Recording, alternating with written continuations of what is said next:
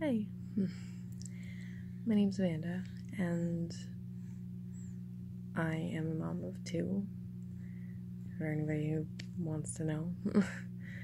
I'm not used to this YouTube stuff. I've put a couple videos when I was in school, but besides that, I haven't really done anything.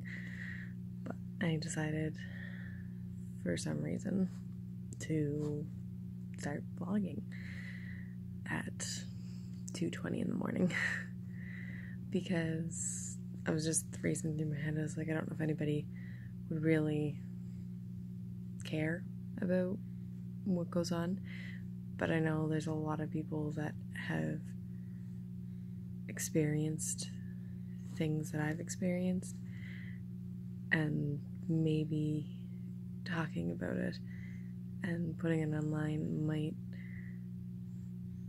help somebody else.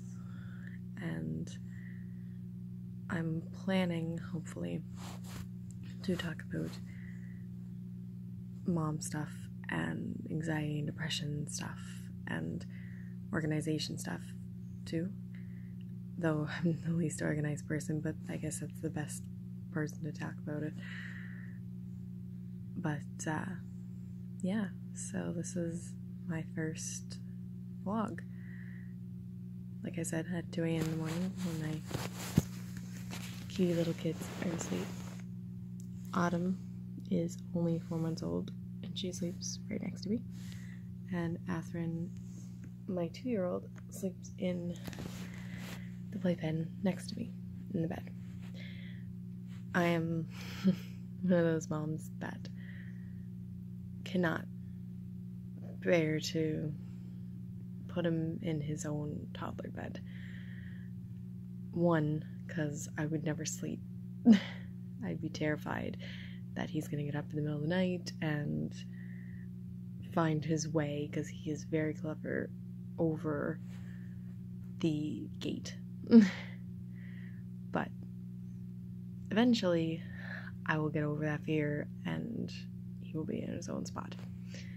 But this vlog, I'll get to the mom stuff and other stuff if anybody really cares and wants to hear it.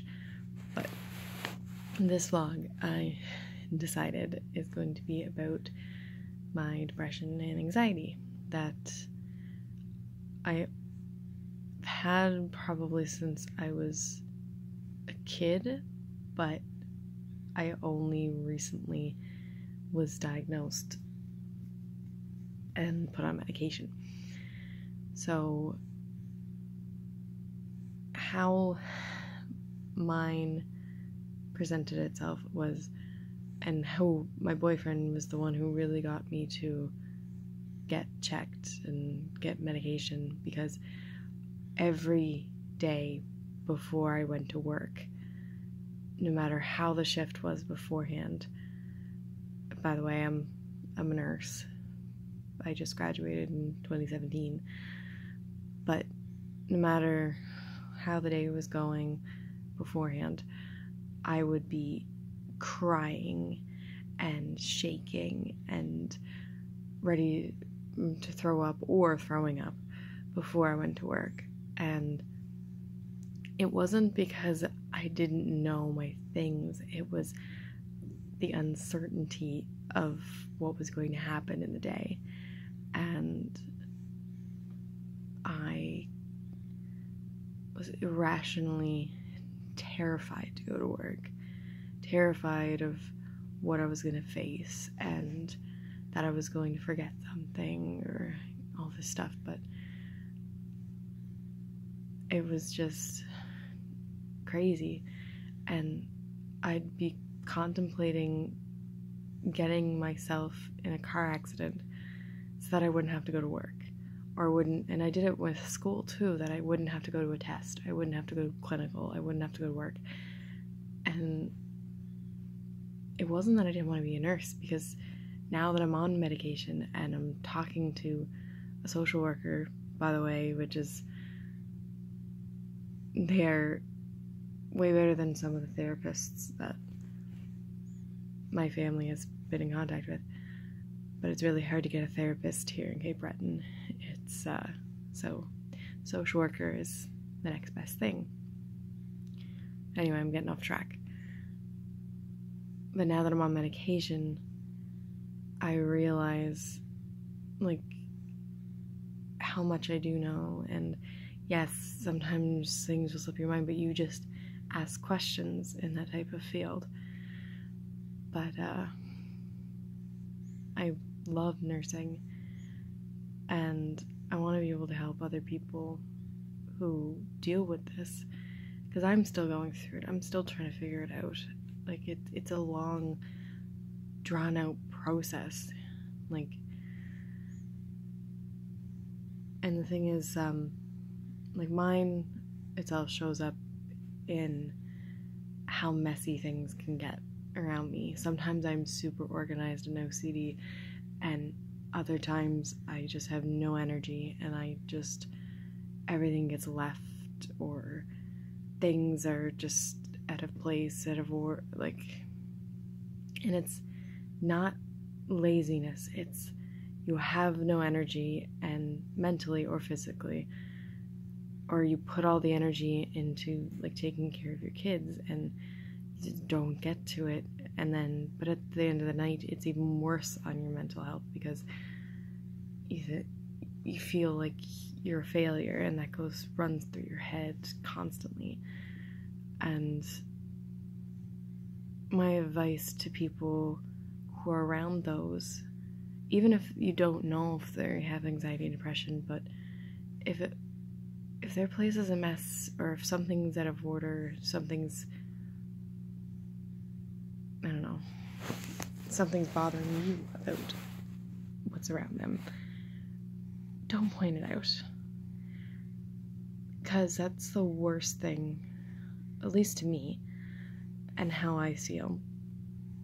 It makes you feel like absolute crap, and just don't point it out. Just let it go, or help them, like,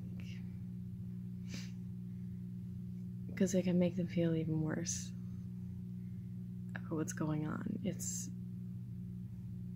And mine shows up that way, and in the way that the littlest things make me feel like I'm worthless, and sometimes my boyfriend can get me out of that.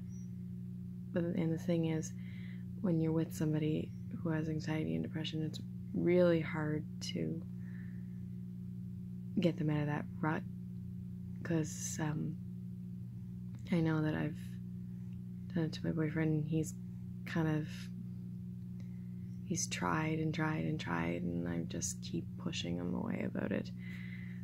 But don't give up on somebody like that. And if you can't handle it, then let them know that, like, it's not for everybody to be able to come to terms with that. But I'm running out of time on my phone, so I should hurry this up. Yeah, and my anxiety is irrational fears about everything. Like I said, with my son, with the gate, and with work, and everything. Like, scenarios run through my head whenever I do anything. The worst case scenario, and I have constant nightmares about everything. And I am currently on Zoloft to try to help me through that. And that will be my next vlog. Will be about Zoloft and how the first few weeks look. It might not be the same. It's never the same for everybody, but from my experience of it, and how it's working for me, and that will kind of be my journey, because I'm still working on it, working through it. So yeah.